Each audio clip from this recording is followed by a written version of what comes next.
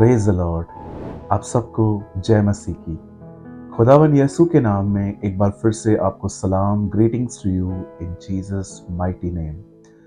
मेरे भाइयों, मेरी बहनों, एक बार फिर से मैं आज के खुदा के जिंदा कलाम में मैं आप सबको स्वागत करता हूँ। I welcome all of you in Jesus mighty name. मैं आज एक बहुत ही इम्पोर्टेंट टॉपिक पर बात करना चाहता हूँ।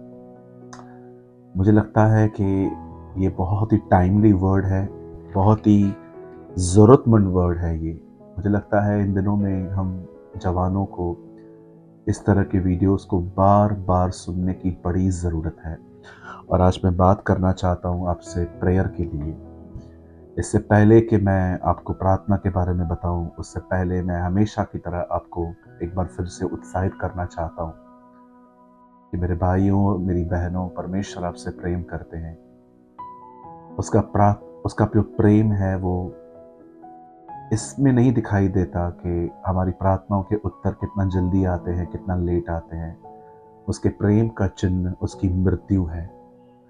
कई बार जब हम प्रार्थना करते हैं और हमें उत्तर मिलता है तो हम समझते हैं कि वो हमसे प्यार करता है, पर कभी कभी हमें उत्तर नहीं मिलता तो हमें लगता है शायद वो हमसे प्यार नहीं करता। जी नहीं, मैं आप में से हर एक को कहना चाहता हूँ, परमेश्वर का प्रेम प्रार्थनाओं पर निर्भर नहीं है। वो आपसे प्यार करता है क्योंकि ये उसका स्वभाव है, दिस इज हिज नेचर, और वो कभी बदलता नहीं है। अगर आपकी किसी प्रेयर का आंसर नहीं भी आ रहा है, स्टिल ही लव्स यू। वो आपसे अब भी प्रेम करता है।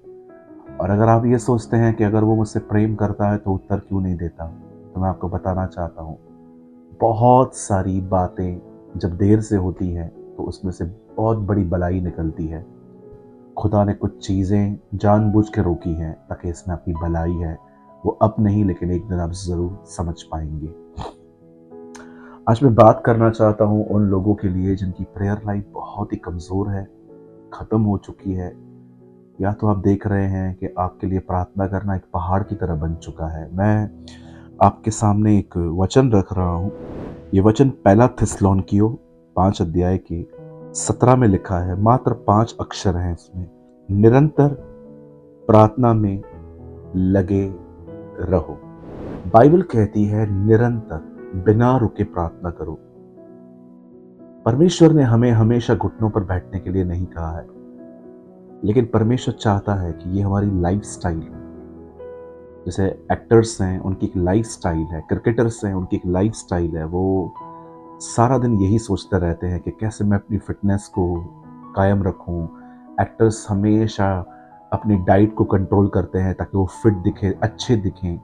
वैसे ही एक क्रिश्चियन, एक मसीह व्यक्ति की ज़िंदगी इससे पहचानी जाती है कि प्रेयर उसकी एक लाइफ स्टाइल है। वो हमेशा दुआ में रहता है, वो हमेशा घुटनों पे नहीं रहता, लेकिन वो दुआ में रहता है। परमेश्वर का वचन कहता है निरंतर प्रार्थना करो। इसका मतलब एक समय निकालो, कमरा बंद करो, प्रभु से बात करो।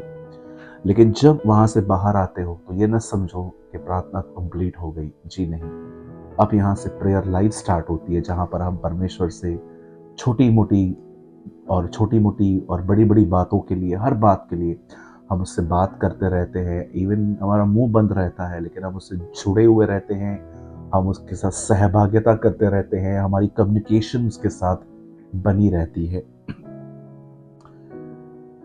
आज बहुत सारे लोगों की लाइफ में प्रेयर लाइफ बिल्कुल जीरो सी हो गई है। कुछ लोगों की जिंदगी में एकदम जीरो, दे नेवर प्रे। आप बाइबल में पढ़ सकते हैं इजराइली कभी प्रार्थना नहीं करते थे। आप बाइबल में पढ़ सकते हैं शाऊल के बारे में इतना नहीं लिखा है, राजा के बारे में, कि वो प्रार्थना करता था।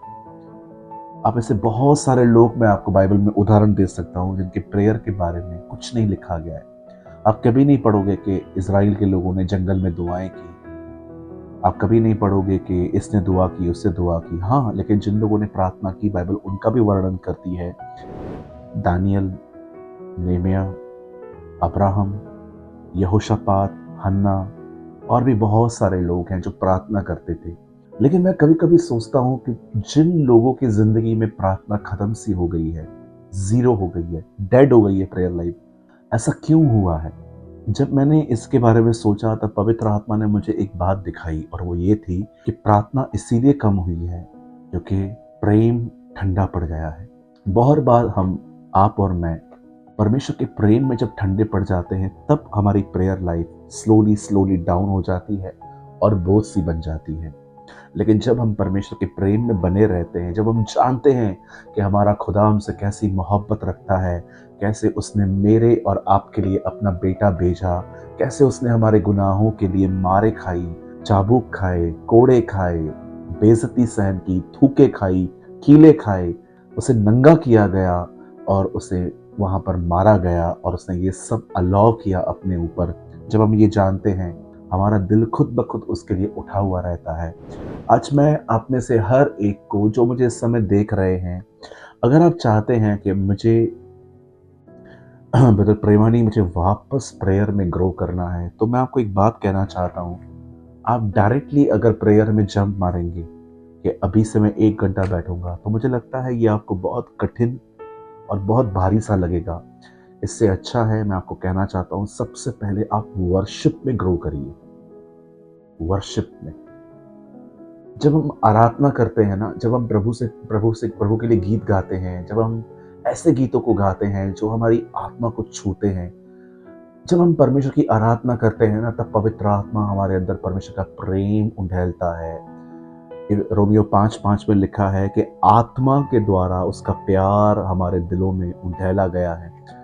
मैं ऑनेस्टली कहता हूँ, मेरे पास कुछ ऐसे गीत हैं, जब भी मैं अपने आप को ड्राई फील करता हूँ ना, अपने आप को सूखा सूखा फील करता हूँ, तब मैं इन गीतों को बहुत यूज़ करता हूँ। एक मेरा बहुत ही खूबसूरत जो एक सॉन्ग जो मुझे बहुत पसंद है, वो ये है, प्रभु परमेश्वर तू कितना भला है, तेरी भलाई सदा की है। एक ये सॉन्ग है। दूसरा ये सॉन्ग है, यीशु तू है महान, तेरी जय तेरी जय तेरी जय।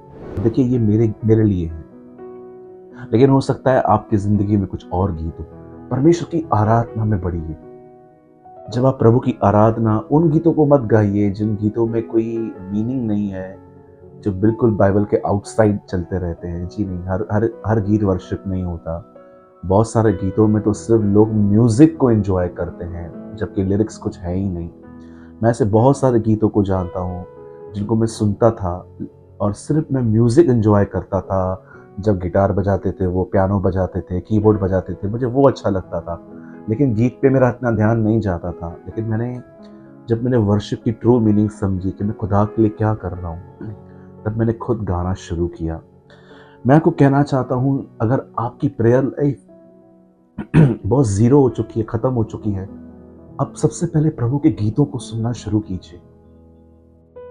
जैसे जैसे आप परमेश्वर की आराधना करेंगे, आराधना करेंगे, आराधना करेंगे, पवित्र आत्मा वापस आपके अंदर परमेश्वर का प्यार उंडेलेगा, और उस प्रेम के अंदर वचन को पढ़ें, वचन के साथ बने रहें, और फिर प्रेम और वचन में मिलकर वापस प्रेयर करना स्टार्ट करें। इससे वापस प्रेयर लाइफ जो है वो रिन्यू होगी। क्योंकि हम में से बहुत सारे जो लोग हैं, वो वर्शिप को बहुत डीमोटिवेट करते हैं कि वर्शिप इतनी ज़रूरी नहीं है, सिर्फ वचन ही ज़रूरी है। बिल्कुल, मैं मानता हूँ वचन बहुत ज़रूरी है, लेकिन आप वर्शिप को डिनाई नहीं कर सकते, क्योंकि परमेश्वर ने वो रखी है। आराधना परमेश्वर ने रखी है। दाऊद आराधना करता था, क्वायर्स को लेके, गवैयों को लेके। लिखा है, तब गाने बजाने वाले 187, सैमुएल में कहाँ लिखा है, वो 187 गिने गए। इवन आप पढ़ सकते हैं कि जब यीशु का जन्म होने पर था, तो स्वर्गदूतों की एक टोली आराधना कर रही थी। यीशु ने सामरी स्त्री से कहा कि अवश्य है कि हम उसकी आराधना आत्मा और सच्चाई से करें, और इब्रानियों में भी लिखा गया है, तुम अपने मुंह से स्तुति रूपी बलि चढ़ाओ। इट मीन्स वर्शिप करो। प्रकाशित वाक्य गीतों से गूंजता है, रेवलेशन का बुक, जहाँ पर स्वर्गदूत हर कोई उसकी आराधना करता है।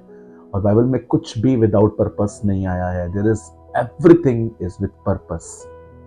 जब परमेश्वर कुछ कहता है करने के लिए, देयर इज अ पर्पस। जब अगर उसने ये बनाया है, दाऊद गीत गा रहा है, तो देयर इज अ पर्पस। परमेश्वर बहुत बार गीतों के द्वारा आपके अंदर प्यार को उंडेलता है, और वो प्यार आपसे प्रार्थना करवाता है, वो प्यार आपसे वचन पढ़वाता है। मैं आप में से हर एक को कहना चाहता हूँ, पहले वर्शिप में बढ़िए, फिर खुदा के साथ बैठिए और कमरा बंद करके बैठिए, और उसके बाद जब आप आमीन बोल के उठते हैं तो परमेश्वर से बात करते रहिए।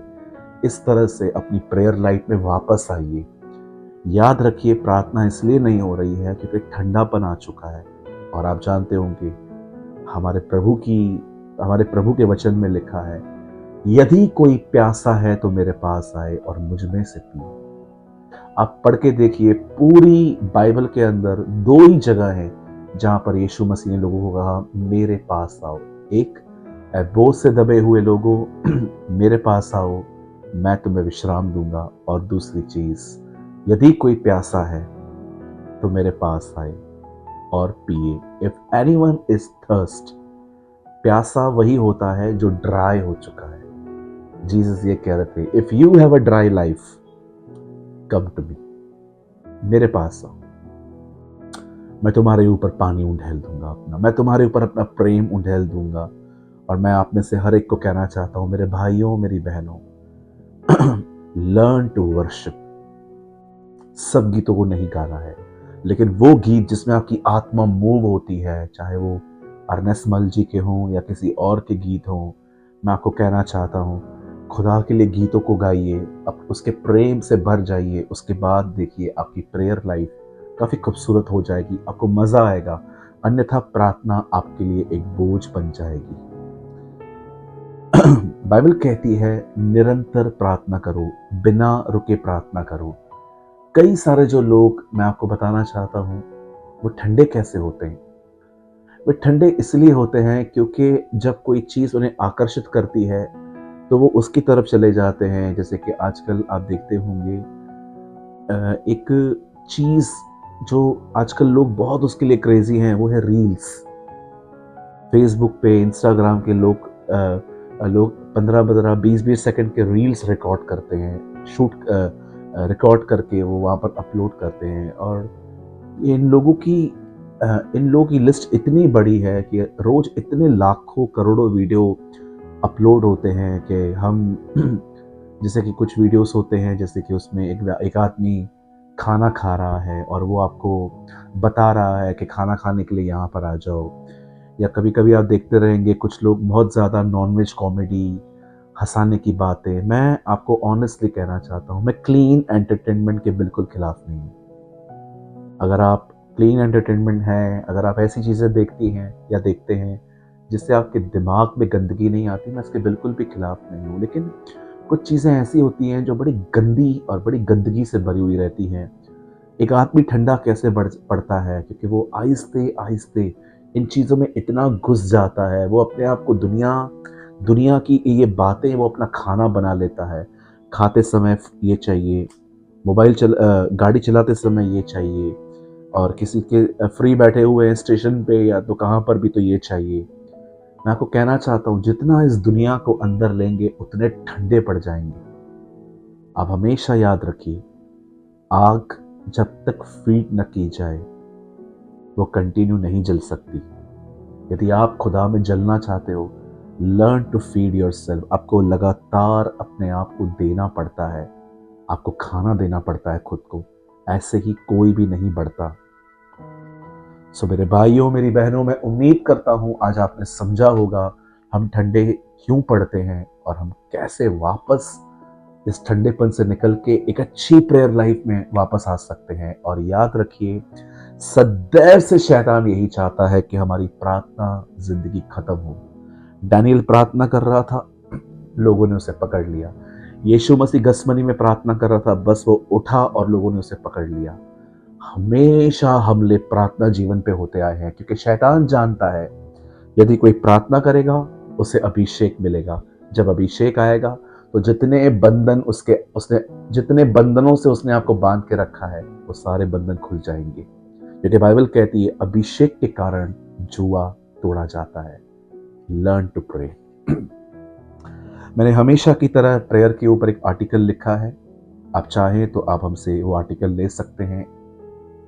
इस समय आपके स्क्रीन पर एक वर्ड है, इस समय आपके स्क्रीन पर एक नंबर है, और इस बार जो आर्टिकल है उसका नाम है निरंतर प्रार्थना, प्रे विदाउट सीजिंग। अगर आप चाहें तो आप हमें इस नंबर पे भेज सकते हैं, लिखकर निरंतर प्रार्थना करना, और हम आपको वो आर्टिकल भेज देंगे। अगर आज के वचन के द्वारा आपने आशीष पाई हो, बरकत पाई हो, या खुदा ने आपसे बात किया हो, तो अपना अनुभव ज़रूर कमेंट बॉक्स में बताएं, ताकि हम भी उत्साहित हों। उम्मीद करता हूं आज आप ब्लेस्ड हुए होंगे। आप सबको जय मसीह की।